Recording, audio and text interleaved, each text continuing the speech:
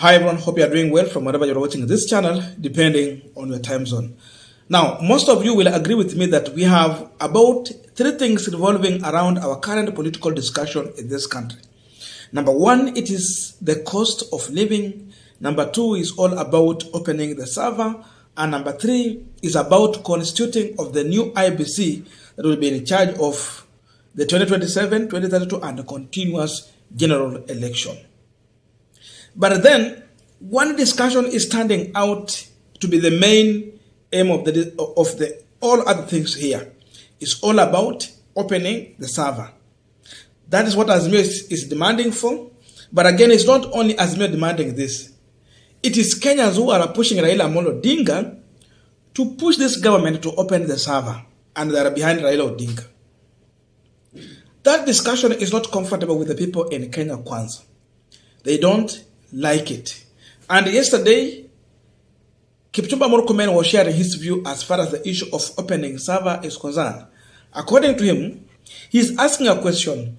Why is it that when Raila went into a handshake with Uhuru Kenyatta, he never demanded the servers to be opened? But as of now, he is pushing William Ruto to a wall to open the server. That's a comparison Kipchumba Murkomen is trying to do. And let me just quote him before we go deeper to understand why Kipchumba is saying this. But again, the intention behind Kenya Kwanza not to open these servers. This is what he said. If Raila think IBC servers can only be opened by the president, why didn't he fail to push for their opening when he entered a handshake pact with his brother Uhuru? President Ruto is not and has never been the custodian, nor does he have the key to IBC servers. Raila is very free to have the system when he wants to. If he requests an escort to get the servers opened, that will be arranged, but we know his mission is beyond the servers. According to Kipchumba Murkomen, Raila's mission is beyond the servers. But again, he is suggesting that they can arrange to open those servers so that they can, Raila can access them and know the truth. Now, there is something Kipchumba Murkomen is trying to suggest here, that there will be a possibility of Kenya Kwanza attempting to allow servers to be opened. But again, Raila Odinga has been talking about the Kamagos who are already back in this country to try and tamper with the IBC servers. One thing they should know is that Raila is not only asking for opening of servers. They must understand very well. Raila is also calling for forensic auditing of the servers. So it's not only opening. It is beyond opening the server. It's all about forensic audit on the server. So that if there is any file they have gone further to delete or tamper with, then it will come out with the truth. That is what they have to understand. We want to go deeper into this discussion to tell Kipchumba Murkomen the truth and the Kenyans to understand why servers must be open. But before we go deep into that, just a quick request for those who are watching and you're not subscribed, please consider subscribing to the channel. Subscribers, I must say thank you so much. And again, to all our viewers, please give this video a thumbs up. Thank you so much. And back to this discussion. Now, you see, when Raila is weighing in on matters of the IBC, he is saying that the 4 IBC commissioners must be reinstated in the office because they were forced to resign. They were threatened before they resigned. The truth is that after forensic audit and the result that will come out will confirm that the winner of that election was not William Ruto but Raila Odinga. Then the mission beyond that is that the 4 IBC commissioners who never agreed to the result that was released by Wafula Chebukati are going to use that opportunity to announce Raila Odinga as the winner of that election.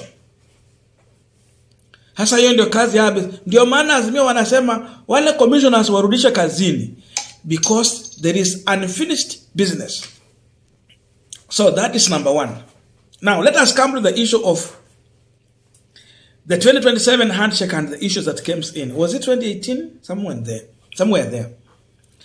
Kipchumba Murkomen want to mislead Kenyans as far as the issue of handshake is concerned. The truth is that we had an election in 2017, which was contested in the Supreme Court of Kenya. And because the judges were not in agreement with the result that came from IBC, Maraga and the 4 other judges in the Supreme Court decided, they anonymously agreed to nullify that election.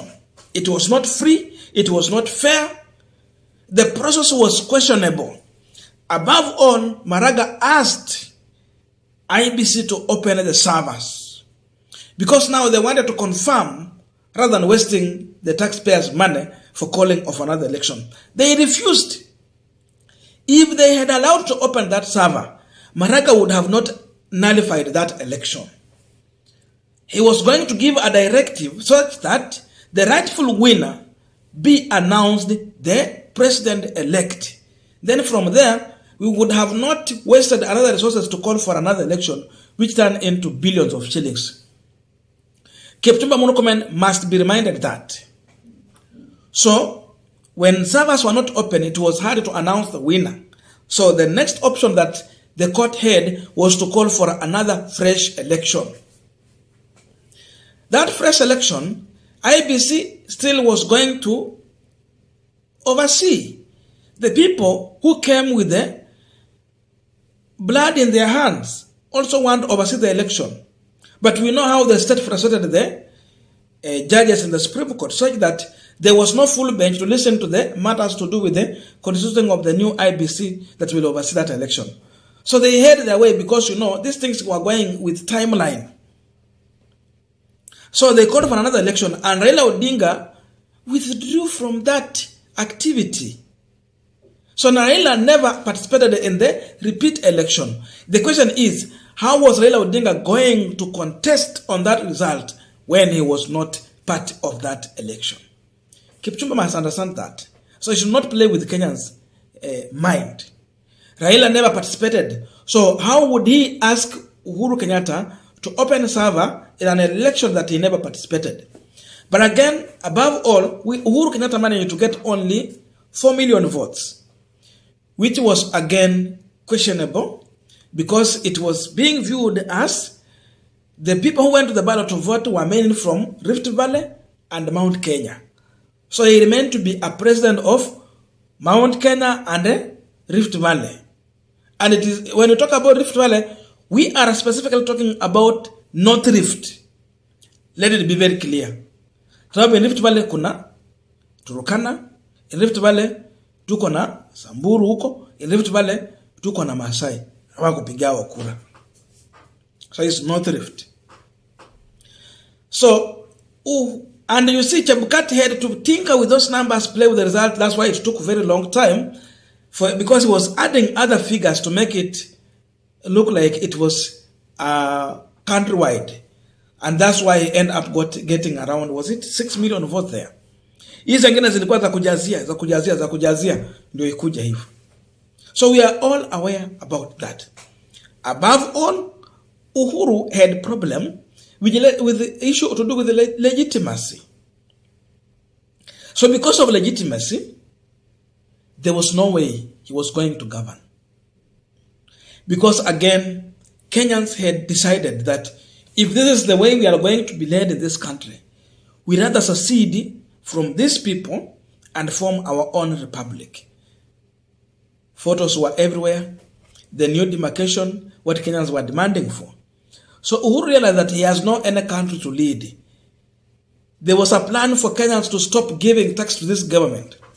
The only way was to go for Raila Amolo Odinga. So Uhuru went to his knees and Raila accepted for a talk. There is discussion they had. Kama walielewana vile mambo ilienda, how walielewana. But then, what we learned at the end of the day was that Uhuru was going to at least support Raila Odinga in the next election so that Raila will realize his dream of becoming a president. Indeed, Uhuru tried his best, though we know there were other insiders who sabotaged that thing. Financially supported with any other means. but we had sabotage, internal sabotage that took place. So that one has to be very clear. Before Kipchumba asked for the handshake for opening of server of Uhuru Kenyatta, it is totally different from what we are discussing today. Watu waelewe ukweli wa maneno. That's what we are talking about. So, after that, we are here now with this issue of the 2022 general election. Again, back to William Samoei Ruto, who can authorize opening of the server. As of now, it is not IBC, and I said earlier, I will just repeat again. The information in IBC, which has been shared by the Azimio side through a whistleblower, is information that has been placed under classified information. That means it cannot be accessed by everyone, even in the IBC as of now. It is so because when you talk about classified information, that is information that is of security purpose. It means it can touch on the security of a country. When I talk about security, it even means overturning someone from power.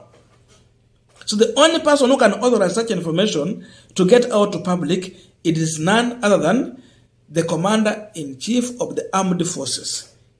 As of now, the person who has been legally given those instruments of power, it is none other than William Samoei Ruto.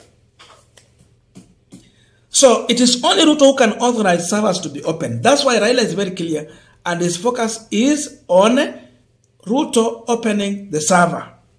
So Kipchumba must understand that very, very, very, very clear. He has to know that. Now, Kenyans are now pushing for this. And they understand one thing. That's why Kipchumba and his team are not comfortable.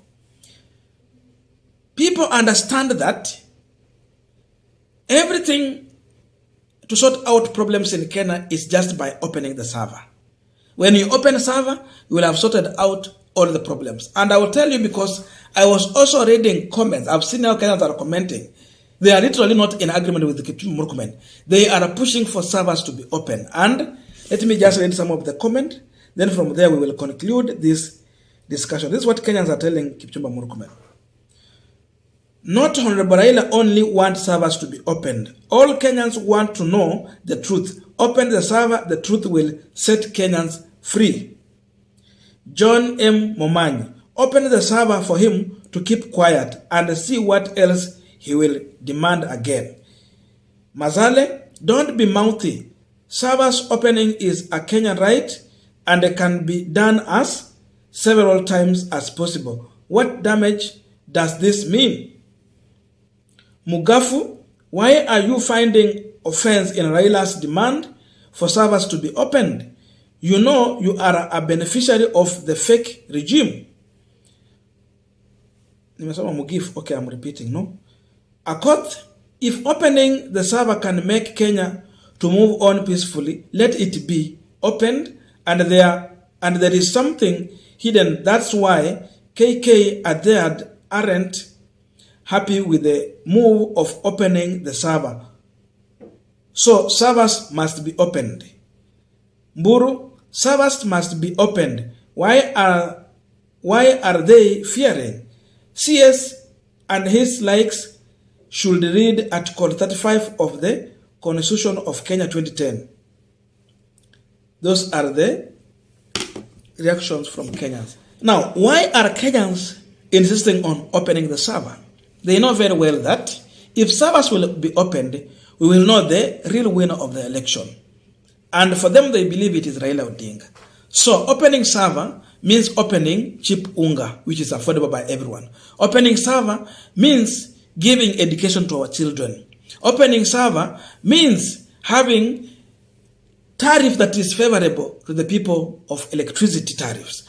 Opening server means having quality health care, putting funds in a county government so that they can provide health care. Opening server means return to Linda Mama, which has been removed by this government. Opening server means opening kazi kwa vijana. Opening server, it means also opening a way for the 6,000 social protection to the poor in our society. Opening server means so many things, including sorting out the issue of IBC, among many things. I don't know your views, but those are views from Kenyans. Let us meet in the comment section for continuation of this conversation. Thank you. See you in our next video.